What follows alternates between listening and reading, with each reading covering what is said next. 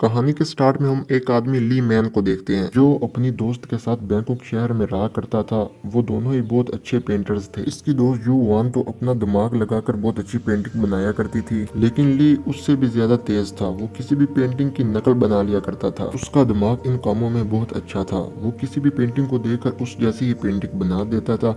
हालांकि इस वजह से उसे किसी भी नुमाइश में हिस्सा नहीं मिलता था, क्योंकि सबका कहना यह था कि उसकी बनाई हुई पेंटिंग किसी और की नकल होती है। एक दिन जब वो घर जाता है, वो अपनी दोस्त जुवान के मैनेजर की बातों को सुन लेता है, जो जुवान से कह रहा होता है, अगर तुम कामयाब होना चाहती हो तो अपने दोस्त ली मैन को छोड़ दो, क्योंकि उसके बारे में सब यही जानते हैं कि वो नकल करके पेंटिंग बनाता है। मगर वो जवाब देती है कि मैं ली के साथ काम करना नहीं छोड़ूंगी, अगर तुम जाना चाहते तो चले जाओ। एक दिन उनकी पेंटिंग्स को नुमाइश में हिस्सा मिलता है, जहाँ युवान की पेंटिंग्स को तो सब पसंद करते हैं, लेकिन लियो की पेंटिंग को कोई भी पसंद नहीं करता। तभी वहाँ पर एक आदमी आता है जो ली की पेंटिंग्स की बहुत बेइज्जती करता है। वो कहता है कि ये सब नकल करके बनाई गई है। इस बात पर युवान को बहुत गुस्सा आता है। वो उस पर शराब गिरा देती है। इस बात पर वो आदमी बाहर चला जाता है। फिर ली मैन उस आदमी के पीछे जाता है ताकि वो युवान के ऐसे रवैये से उससे माफी मांग सके। तब ली मैन को पता चलता है कि ये सब उसने जानबूझ के किया था।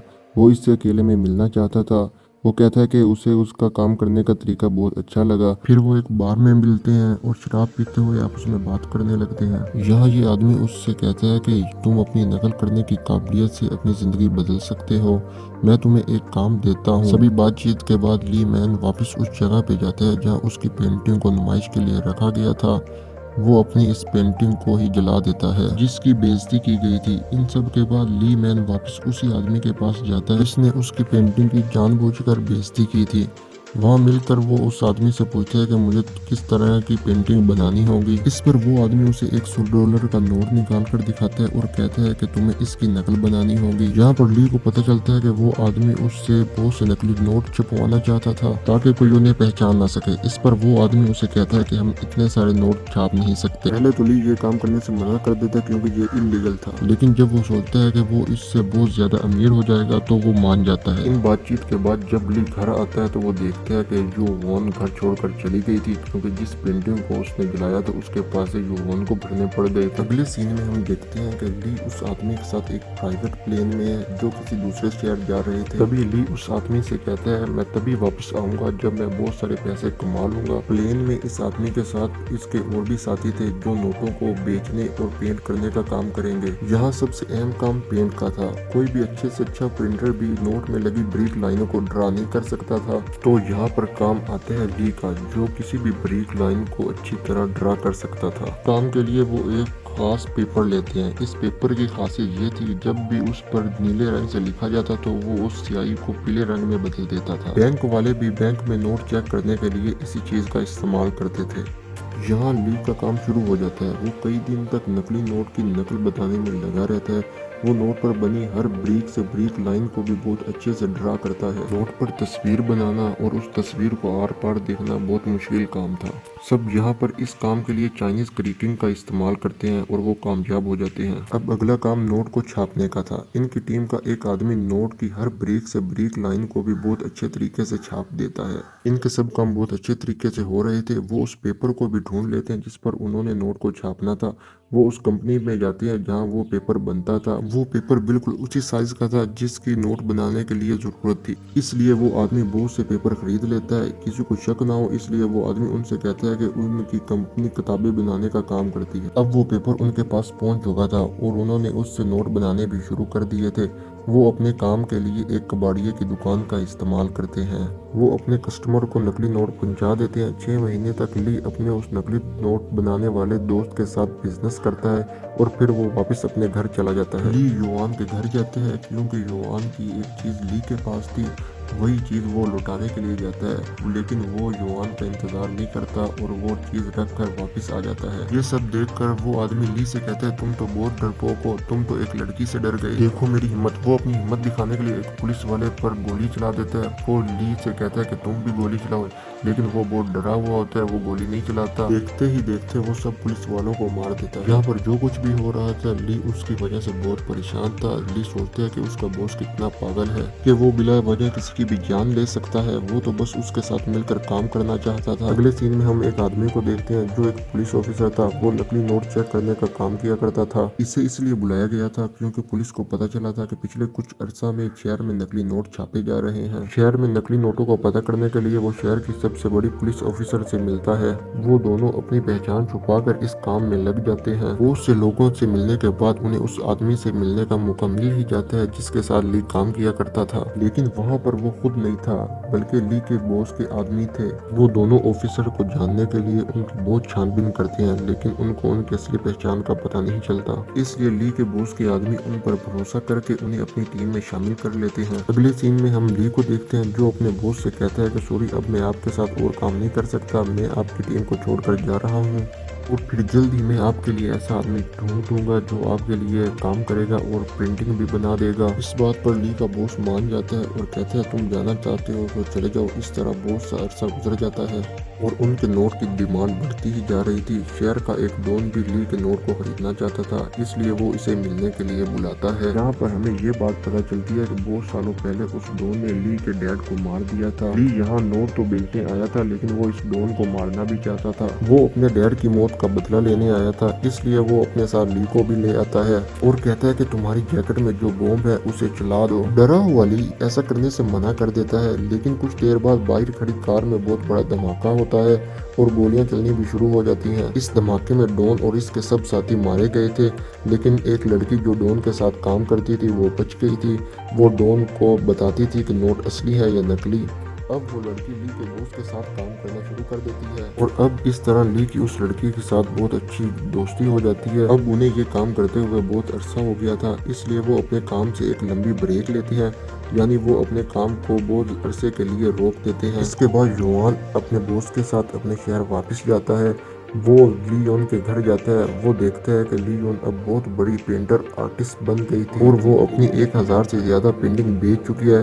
जब ली को पता चलता है कि उसकी मंगनी हो चुकी है तो ली को बहुत ज्यादा दुख होता है। उसका बॉस ली से कहता है कि अगर तुम जुआन को पसंद करते हो तो तुम्हें उसके लिए लड़ना होगा, तुम्हें उसे बताना होगा कि तुम उसे कितना पसंद करते हो। इसके बाद बॉस ली को अपने साथ ले जाता है जहाँ शिप पर उन्होंने मीटिंग करनी थी और अब ली के बॉस को उस ऑफिसर के बारे में भी पता लग गया था जो उनकी टीम में शामिल होकर खुफिया तरीके से छानबीन कर रहा था। और इसे पता चलता है कि इनके पीछे पुलिस इसलिए लगी हुई थी क्योंकि इनके दोस्त ने इन नकली पैसों से एक घड़ी खरीदी थी।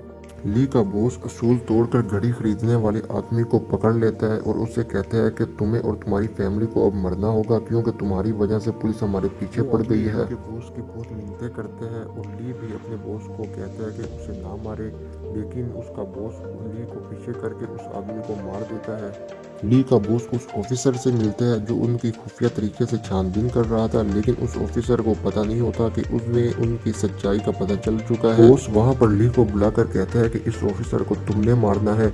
ली बहुत डरा हुआ था। बॉस उसके डर को खत्म करने के लिए उसके दोस्त और उसके मंगेतर को भी वहां ले आता है और कहता है कि इन दोनों ने हमें बहुत दुख दिए हैं ना, इसलिए इन दोनों को मार दो। लेकिन ली अब भी गोली चलाने से मना कर देता है। इस पर उसके बॉस को बहुत गुस्सा आता है और वो गुस्से में ली पर ही गोली चला देता है। लेकिन यहाँ पर ली ने युआन को तो बचा लिया था, लेकिन उसका मंगेतर मारा जाता है। इधर वो लड़की जो डॉन की साथी थी वो ली को बचाकर यहाँ से ले जाती है क्योंकि वो जानती थी कि ली का बॉस उसे मार देगा। यहाँ पर वो लड़की गोलियां चलाती है जिससे ली के बॉस के सब आदमी मर जाते हैं और आखिर में ली भी अपने बॉस को गोली मार देता है। फिर वो लड़की ली को लेकर एक होटल में चली जाती है। वो अभी भी डरे हुए थे क्योंकि उन्हें लगता था कि उसका बॉस अभी भी जिंदा है क्योंकि पुलिस वालों को उसकी लाश नहीं मिली थी। यहाँ से ली जी वॉन के पास जाना चाहता था क्योंकि वो देखना चाहता था कि ली ठीक है या नहीं, लेकिन उसकी दोस्त उसे बहुत रोकती है कि उसकी जान को बाहर खतरा है। लेकिन ली नहीं सुनता और जाते हुए उसने रास्ते में एक गलती कर दी थी कि उसने एक नकली नोट इस्तेमाल किया था जिस वजह से पुलिस ने उसे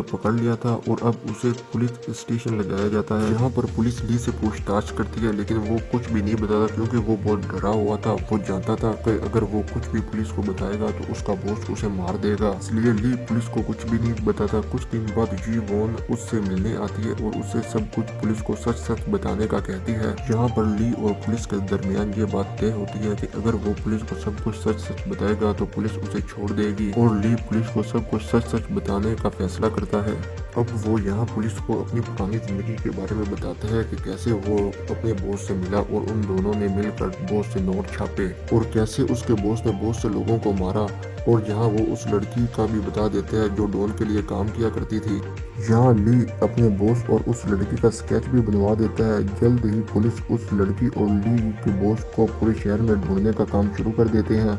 जब पुलिस ली के बॉस को ढूंढ रही थी तब पुलिस की यूनिफॉर्म पहने हुए ली के बॉस की शक्ल का एक आदमी फिर रहा था। तो पुलिस वाले उस आदमी को पकड़ लेते हैं, लेकिन छानबीन के बाद पता चलता है कि वो आदमी कब से पुलिस वालों के लिए काम कर रहा था। तो वो ली का बॉस कैसे हो सकता है, लेकिन इसकी शक्ल बिल्कुल ली के बॉस के जैसी ही थी। और यहाँ पर अब हमें पता चलता है इस कहानी का असल राज कि ली और उसका बॉस एक ही आदमी है, यानी कि ली ने अपने ही दिमाग में एक ऐसी आदमी की कहानी को बनाया था जो नकली नोट छापने का कारोबार किया करता था, ताकि वो इस सच का सामना ही न कर सके कि वो एक बुरा आदमी है। यानी कि नकली नोटों का कारोबार ली ही कर रहा था। उसने अपने आप को सबके सामने एक शरीफ इंसान बनाकर पेश किया था, यानी कि फिल्म में जब भी उसके बॉस ने कोई गलत काम किया वो ली ही किया करता था, ली ही सबको मार रहा था। यहाँ पर एक और हैरान कर देने वाली बात सामने आती है कि जो लड़की ली को छुड़वाने आई थी वो जी वॉन नहीं थी, वो उसी डॉन की लड़की थी जिसका चेहरा धमाके के वक्त बहुत ज्यादा खराब हो गया था। उसने प्लास्टिक सर्जरी से अपना चेहरा जी वॉन की तरह बनवा लिया था। और अब हम प्रेजेंट में उस लड़की और ली को देखते हैं जिसका चेहरा अब जी वॉन की तरह था और वो जी वॉन बनकर जिंदगी गुजार रही थी। वो ली से पूछती है क्या तुम मुझसे मोहब्बत करते हो, लेकिन वो कहता है कि मैं सिर्फ असली जी वॉन से ही मोहब्बत करता हूँ। अगले दिन ली और वो लड़की कश्ती पर किसी दूसरे शहर जा रहे थे ताकि पुलिस उन्हें पकड़ ना सके। रास्ते में वो लड़की ली से पूछती है कि अगर तुम मेरे नहीं हो सकते तो किसी के भी नहीं हो सकते, मैं हम दोनों को मार दूंगी। इसी वक्त वहाँ पुलिस भी पहुंच जाती है और उन्हें चारों तरफ से घेर लेती है। लड़की ने कश्ती में बम लगाए हुए थे और वो बम की मदद से कश्ती को उड़ा देती है, जिससे कश्ती में बहुत बड़ा धमाका होता है और वो दोनों मर जाते हैं। आखिर में पुलिस वाले जी वॉन के घर जाते हैं और उन्हें ली की तस्वीर दिखाते हैं। तब उसे याद आता है कि ये तो उसका पड़ोसी था। पता चलता है कि जी वॉन और ली के दरमियान कभी कोई रिश्ता ही नहीं था, ये सब कहानी उसने अपने दिमाग में खुद ही बनाई हुई थी। इसके साथ ये कहानी यहीं पर खत्म हो जाती है। अगर आपको ये वीडियो अच्छी लगी तो इस वीडियो को लाइक कर दें। ऐसी एक्सप्लेनेशन वाली वीडियो देखने के लिए या फिर बेस्ट मूवीज या सीरीज की लिस्ट देखने के लिए मेरे चैनल फिल्म फ्लो को सब्सक्राइब करें।